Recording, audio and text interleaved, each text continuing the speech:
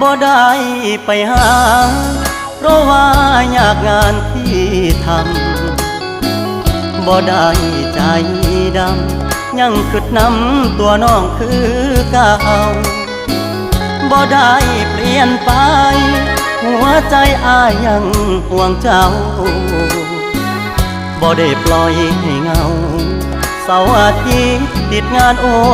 ทีได้แต่โทรหาน้องคงจะไม่ว่ากันบ่เคยเปลี่ยนพันสัญญาหากมันคนดีบ่ได้กักมีกิ๊กบ่ได้หลีกสัญญาที่มี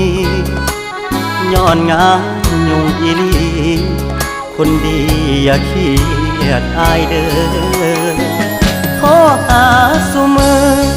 เจ้ามาคือน้อยใจเฮ็ดหยังหยุดงานวันวาง